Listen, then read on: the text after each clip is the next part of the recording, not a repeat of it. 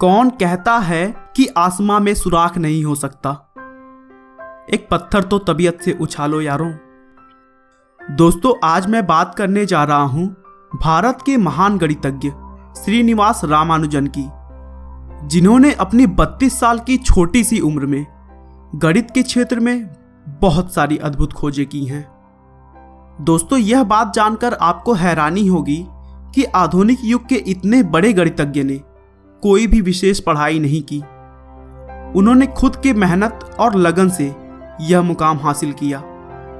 वे पूरी जिंदगी गरीबी से जूझते रहे, स्कूल के एग्जाम्स में फेल हो गए, जिससे स्कॉलरशिप मिलना भी बंद हो गया और फिर उन्हें पढ़ाई छोड़नी पड़ी। पूरा जीवन उनके स्वास्थ्य में भी उनका साथ नहीं दिया। नौकरी के लिए भी उन्हें दर दर भटकना पड़ा, लेकिन ईश्वर पर अटूट विश्वास और गणित में उनकी लगन हमेशा उन्हें प्रेरित करती रही और इतने कठिनाइयों के बाद भी उन्होंने हिम्मत नहीं हारी।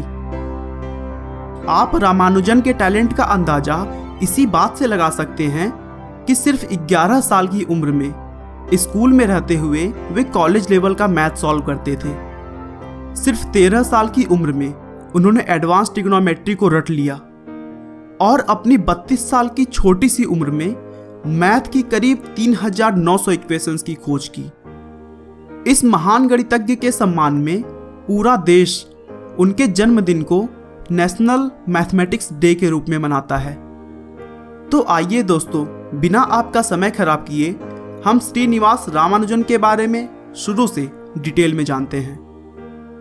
रामानुजन का जन्म 22 दिसंबर 1887 को भारत के तमिलनाडु राज्य में इरोड नाम के एक गांव में हुआ था। उनके पिता का नाम के श्रीनिवास अयंगर था, जो एक साड़ी की दुकान में क्लर्क के रूप में काम करते थे, और उनकी मां का नाम कोमल तामल था, जो एक हाउसवाइफ थी और साथ ही साथ पास के मंदिर में भजन गाने का काम करती थी। रामानुजन का बचपन ज्यादातर कुंभकोणम नाम की जगह पर बीता, जो कि पुराने मंदिरों के लिए अभी भी बहुत फेमस है और आज भी उनके घर को वहां म्यूजियम के रूप में देखा जा सकता है। बचपन में रामानुजन का बौद्धिक विकास सामान्य बच्चों से बहुत कम था। जहां बच्चे 1 या फिर 1.5 साल में बोलने लगते हैं, वहीं रामानुजन ने 3 सालों तक कुछ नहीं बोला था और इसी वजह से उनके घर वालों को चिंता होने लगी थी कि कहीं वो गूंगे तो नहीं। रामानुजन की मां ने 1891 और 1894 में 2 और बच्चों को जन्म दिया, लेकिन दुर्भाग्य से दोनों की बचपन में ही मृत्यु हो गई। 1 अक्टूबर 1892 को रामानुजन का एडमिशन एक लोकल के स्कूल में करवाया गया। उन्हें पढ़ाई लिखाई का शौक बचपन से ही था और मैथ के सब्जेक्ट में तो उनकी विशेष रुचि थी। रामानुजन ने 10 साल की उम्र में प्राइमरी की परीक्षा दी और पूरे जिले में सबसे ज्यादा नंबर लाने वाले छात्र बने, और उसके बाद आगे की पढ़ाई के लिए उन्होंने टाउन हायर सेकेंडरी स्कूल में एडमिशन ले लिया। शुरू से रामानुजन के दिमाग में हमेशा अजीबोगरीब क्वेश्चंस आते रहते थे, जैसे संसार में पहला पुरुष कौन था, पृथ्वी और बादल के बीच की दूरी कितनी होती है, और भी इसी तरह के बहुत सारे। उनके प्रश्न उनके टीचर्स को कभी कभी बहुत अटपटे लगते थे और वे उनसे झल्ला उठते थे, लेकिन रामानुजन का स्वभाव इतना प्यारा था कि कोई भी उनसे ज्यादा देर तक नाराज नहीं हो सकता था। बहुत जल्द स्कूल में उनका टैलेंट सबको दिखाई देने लगा, और जैसा कि मैंने पहले ही बताया कि मैथ के सब्जेक्ट में उनकी रुचि इसी बात से पता चलती है कि वह स्कूल में होने के बावजूद कॉलेज के क्वेश्चंस को सॉल्व करते थे। एक बार तो रामानुजन के स्कूल के प्रिंसिपल ने यह भी कहा कि स्कूल में होने वाली परीक्षाओं का लेवल रामानुजन के लिए लागू नहीं होता है, क्योंकि वह चुटकी में उन प्रश्नों को सॉल्व कर देते थे। हाई स्कूल की परीक्षा में अच्छे नंबर लाने की वजह से रामानुजन को सुब्रमण्यम स्कॉलरशिप मिली, जिससे उनकी आगे की पढ़ाई आसान हो गई। लेकिन आगे चलकर उनके सामने एक बहुत बड़ी परेशानी आई। रामानुजन मैथ को इतना ज़्यादा समय देने लगे कि वे दूसरे सब्जेक्ट्स पर ध्यान नहीं देते थे। यहाँ तक कि वे दूसरे सब्जेक्ट्स की क्लासेस में भी मैथ के क्वेश्चंस को सॉल्व किया करते थे, और नतीजा यह हुआ कि 11वीं की परीक्षा में वे मैथ को छोड़कर बाकी सभी सब्जेक्ट्स में फेल हो गए, जिसकी वजह से उनको स्कॉलरशिप मिलनी भी बंद हो गई। एक तो घर की आर्थिक स्थिति खराब और ऊपर से अब स्कॉलरशिप भी मिलनी बंद हो गई थी। रामानुजन के लिए यह एक बहुत कठिन समय था। उसके बाद घर की आर्थिक स्थिति को सुधारने के लिए उन्होंने मैथ की ट्यूशन लेनी शुरू कर दी। कुछ समय बाद 1907 में रामानुजन ने 12th क्लास की एग्ज़ाम दी और उसमें भी फेल हो गए, जिसके बाद उन्होंने स्कूल जाना छोड़ दिया। स्कूल छोड़ने के बाद अगले 5 साल का समय रामानुजन के लिए बहुत कठिनता भरा रहा। उनके पास ना कोई नौकरी थी और ना ही किसी के साथ काम करके अपने रिसर्च को इम्प्रूव करने का मौका। लेकिन ईश्वर पर अटूट विश्वास और गणित के प्रति उनकी लगन ने उन्हें कहीं रुकने नहीं दिया और इतनी विपरीत परिस्थितियों में भी उन्होंने अकेले ही अपने रिसर्च को जारी रखा। 1908 में रामानुजन के माता पिता ने उनकी शादी जानकी नाम की एक लड़की से कर दी। शादी के बाद अब वे अकेले नहीं थे, उनकी पत्नी की भी रिस्पॉन्सिबिलिटीज उन पर आ गई थी और इसीलिए सब कुछ भूलकर मैथ के रिसर्च में लगे रहना पॉसिबल नहीं था।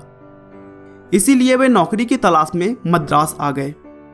लेकिन 12वीं की परीक्षा पास ना होने की वजह से रामानुजन को नौकरी नहीं मिली और उसी बीच तबीयत भी बहुत बिगड़ गई, जिससे वापस उन्हें घर लौट कर आना पड़ा। तबीयत ठीक होने के बाद रामानुजन वापस मद्रास आए और फिर से नौकरी की तलाश शुरू कर दी। किसी के कहने पर वे वहां के डिप्टी कलेक्टर श्री वी रामास्वामी अय्यर से मिले। अय्यर गणित के बहुत बड़े विद्वान थे और आखिरकार उन्होंने रामानुजन की प्रतिभा को पहचाना और जिला अधिकारी श्री रामचंद्र राव से कहकर उन्हें 25 रुपए हर महीने की स्कॉलरशिप दिलवाई। इस स्कॉलरशिप की मदद से रामानुजन ने मद्रास में 1 साल रहते हुए अपना पहला रिसर्च पब्लिश किया, जिसका टाइटल था properties of Bernoulli numbers.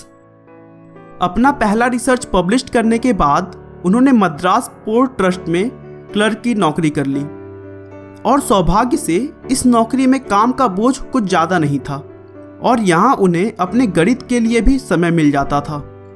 Ramanujan रात भर जाग जाग कर नए नए गणित के फार्मूला लिखा करते थे और फिर थोड़ी देर आराम करने के बाद ऑफिस निकल जाया करते थे।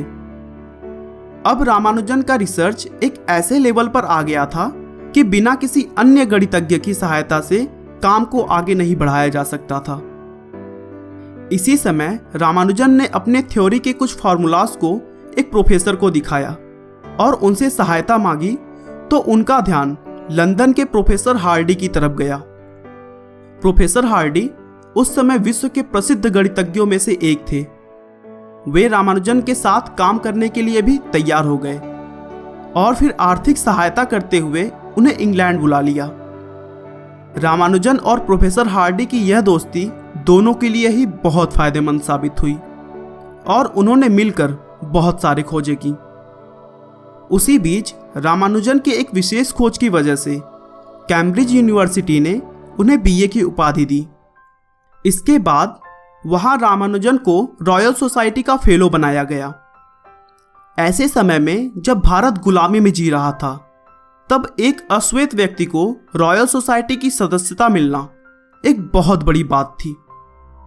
कुछ समय के बाद इंग्लैंड में भी रामानुजन की तबीयत बहुत खराब हो गई और जांच कराने के बाद डॉक्टरों ने बताया कि उन्हें टीबी हो गया है। उस समय टीबी की बीमारी की कोई दवा नहीं होती थी। अंत में डॉक्टरों की सलाह पर उन्हें भारत वापस लौटना पड़ा, क्योंकि इंग्लैंड का मौसम उनके तबीयत के लिए अच्छा नहीं था। लेकिन भारत लौटने पर भी स्वास्थ्य ने रामानुजन का साथ नहीं दिया और हालत और गंभीर होती चली गई। आखिरकार अपना पूरा जीवन गणित को समर्पित करने के बाद 26 अप्रैल 1920 को 33 साल की उम्र में रामानुजन ने इस दुनिया को अलविदा कह दिया। दोस्तों, एक बात जान लीजिए, जीवन लंबा हो या छोटा, अगर आपको अपने आप पर विश्वास है, अपने कार्यों के प्रति लगन है, तो सफलता जरूर मिलेगी। मुश्किलों से भाग जाना आसान होता है। हर पहलू जिंदगी का इम्तिहान होता है। डरने वालों को कुछ भी नहीं मिलता जिंदगी में, लड़ने वालों के कदमों में जहान होता है। आपका बहुमूल्य समय देने के लिए बहुत बहुत धन्यवाद। इस वीडियो को लाइक करके आप हमारा मनोबल बढ़ा सकते हैं। दोस्तों, अगर आप हमारे वीडियो को मिस नहीं करना चाहते तो कृपया चैनल को सब्सक्राइब कर लें। आपको यह कहानी कैसी लगी हमें कमेंट करके ज़रूर बताएं। धन्यवाद।